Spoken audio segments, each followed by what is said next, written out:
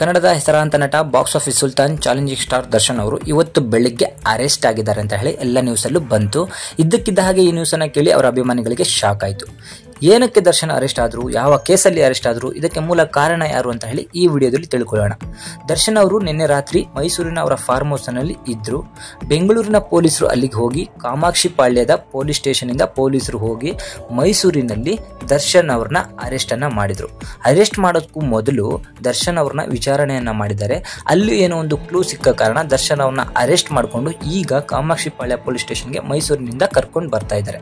ಇದಕ್ಕೆ ಮೂಲ ಕಾರಣ ಅಂತ ಹೇಳಿದ್ರೆ ದರ್ಶನ್ ಅವರು ಒಬ್ಬರನ್ನ ಕೊಲೆ ಮಾಡಲಿಕ್ಕೆ ಸುಪಾರಿಯನ್ನ ಕೊಟ್ಟಿದ್ರು ಅಥವಾ ಕೊಲೆಯನ್ನ ಮಾಡಿದ್ದಾರೆ ಅನ್ನೋ ಒಂದು ಕಂಪ್ಲೇಂಟ್ ಮೇಲೆ ದರ್ಶನ್ ಅವ್ರನ್ನ ಅರೆಸ್ಟ್ ಮಾಡಿದ್ದಾರೆ. ಹೌದು, ಪವಿತ್ರ ಗೌಡ ನಿಮ್ಗೆಲ್ರಿಗೂ ಗೊತ್ತಿರುವಂತಹ ವಿಚಾರ. ಪವಿತ್ರ ಗೌಡ ಅವರು ದರ್ಶನ್ ಅವರ ಹೆಂಡತಿ ಅಂತ ಹೇಳಿ ಅವರು ಡಿಕ್ಲೇರ್ ಅನ್ನ ಮಾಡ್ಕೊಂಡಿದ್ರು. ಸೋಷಿಯಲ್ ಮೀಡಿಯಾಗಳಲ್ಲಿ ಇದು ಕೂಡ ಹಲವಾರು ಕಡೆ ಕಾಂಟ್ರವರ್ಸಿನೂ ಆಗಿತ್ತು. ಇದಾದ ನಂತರ ಅದೆಲ್ಲ ಸರಿಯಾಗ್ಬಿಟ್ಟು ದರ್ಶನ್ ಅವರು ಮುಂದುವರ್ಸ್ಕೊಂಡು ಹೋಗ್ತಾ ಇದ್ರು. ಆದರೆ ಹಲವಾರು ದಿನಗಳ ಹಿಂದೆ ಚಿತ್ರದುರ್ಗದ ಒಬ್ಬ ವ್ಯಕ್ತಿ, ಆ ವ್ಯಕ್ತಿ ಬಂದ್ಬಿಟ್ಟು ರೇಣುಕಾ ಸ್ವಾಮಿ ಅಂತ ಹೇಳಿ, ಆ ವ್ಯಕ್ತಿ ಪವಿತ್ರ ಗೌಡ ಅವರು ಇನ್ಸ್ಟಾಗ್ರಾಮ್ನಲ್ಲಿ ಫೋಟೋಗಳನ್ನ ಹಾಕಿದ್ರೆ ಅವರಿಗೆ ಅಶ್ಲೀಲವಾಗಿ ಮೆಸೇಜ್ಗಳನ್ನ ಮಾಡ್ತಿದ್ದಂತೆ, ಫೋಟೋಗಳನ್ನ ಕಳಿಸ್ತಿದ್ದಂತೆ. ಆ ಫೋಟೋಸ್ಗಳು ಮೆಸೇಜ್ಗಳನ್ನ ಪವಿತ್ರ ಗೌಡ ಅವರು ದರ್ಶನ್ ಅವರಿಗೆ ತೋರಿಸಿದ್ದಾರೆ.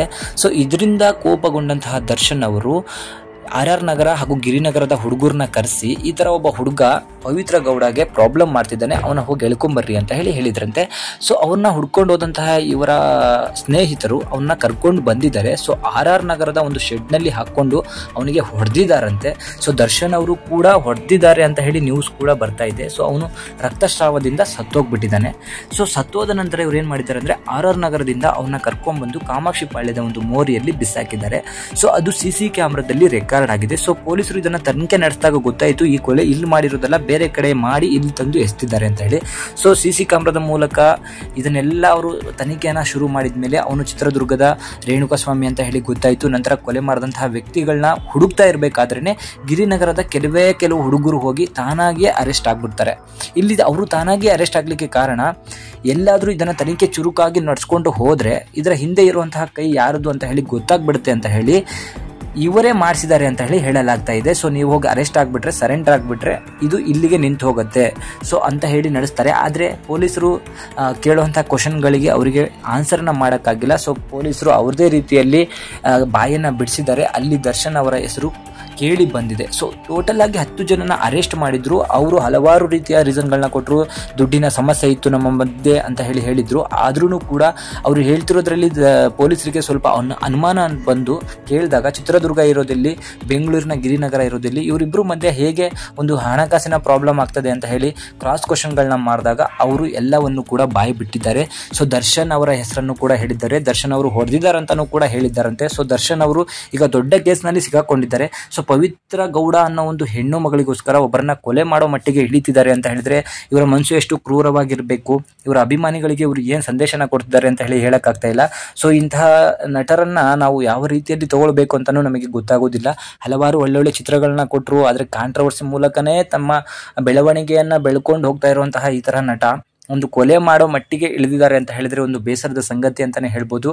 ಆದರೆ ಇವತ್ತು ಯಾವುದೇ ರೀತಿಯಾದಂತಹ ಆಮಿಷಕ್ಕೆ ಒಳಗಾಗದೆ ಪೊಲೀಸರು ಕೂಡ ದರ್ಶನನ್ನ ಅರೆಸ್ಟ್ ಮಾಡಿದ್ದು ಒಂದು ಒಳ್ಳೆಯ ಬೆಳವಣಿಗೆ ಅನ್ಬೋದು. ಇದರ ಏನು ಸತ್ಯತೆ ಇದೆ, ಇತ್ತೀಚೆಗೆ ಇವತ್ತಿಂದ ವಿಚಾರಣೆ ಸ್ಟಾರ್ಟ್ ಆಗುತ್ತೆ. ದರ್ಶನ್ ಅವರು ಅರೆಸ್ಟ್ ಆಗಿದ್ದಾರೆ, ನಾಳೆ ಕೋರ್ಟ್ ಮುಂದೆ ಹಾಜರಾಗ್ತಾರೆ ಅಥವಾ ಇವತ್ತೇ ಹಾಜರಾಗುವ ಸಾಧ್ಯತೆ ಇದೆ. ಇದಾದ ನಂತರ ಅವ್ರನ್ನ ಬಂಧನಕ್ಕೆ ಅಥವಾ ನ್ಯಾಯಾಂಗ ಬಂಧನಕ್ಕೆ ಒಳಪಡಿಸಿದಾಗ ಅವರ ವಿಚಾರಣೆಯನ್ನು ನಡೆಸಿ ಆ ಕೊಲೆಗೆ ಒಂದು ನ್ಯಾಯವನ್ನು ಒದಗಿಸುವಂತಹ ಕೆಲಸವನ್ನ ಪೊಲೀಸರು ಮಾಡ್ತಾ ಇದ್ದಾರೆ.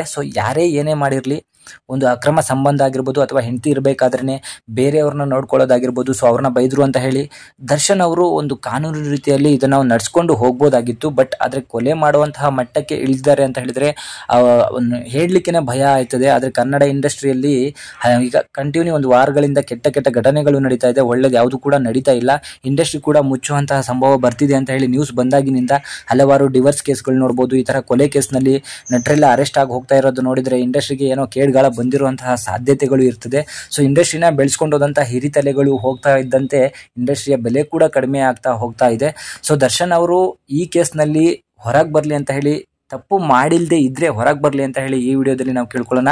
ಆದರೆ ತಪ್ಪು ಮಾಡಿದರೆ ಯಾರೇ ಆಗಿರಲಿ ಅವರಿಗೆ ಶಿಕ್ಷೆ ಆಗಲೇಬೇಕು. ಯಾಕಂದರೆ ಒಂದು ಜೀವನ ಹುಟ್ಸೋಕ್ಕಾಗದೇ ಇರೋನು ಅದನ್ನು ಕೊಲ್ಲಕ್ಕೂ ಅವನಿಗೆ ಅಧಿಕಾರ ಇರೋದಿಲ್ಲ. ಸೊ ದರ್ಶನ್ ಅವರಿಗೆ ಇರುವಂತಹ ಒಂದು ಕೆಪಾಸಿಟಿಗೆ ಅವರು ಕಾನೂನಿನ ಮುಖಾಂತರ ಅವನಿಗೆ ಶಿಕ್ಷೆಯನ್ನು ಕೊಡಿಸ್ಬೋದಾಗಿತ್ತು. ಆದರೆ ಸುಪಾರಿಯನ್ನು ಕೊಟ್ಟು ಕೊಲೆ ಮಾಡಿಸಿರೋದಾಗಿರ್ಬೋದು ಅಥವಾ ಇವರೇ ಸ್ವತಃ ಹೋಗಿ ಅವನ ಮೇಲೆ ಹಲ್ಲೆ ಮಾಡಿ ಸಾಯಿಸಿರೋದಾಗಿರ್ಬೋದು, ಇದೊಂದು ದುರದೃಷ್ಟಕರ ಘಟನೆ ಅಂತಲೇ ನಾವು ಹೇಳ್ತೀವಿ. ಸೊ ಈ ವಿಚಾರದ ಬಗ್ಗೆ ನಿಮಗೆ ಏನು ಅನಿಸುತ್ತೆ ಅದನ್ನು ಕಮೆಂಟ್ ಮೂಲಕ ತಿಳಿಸಿ. Thank you.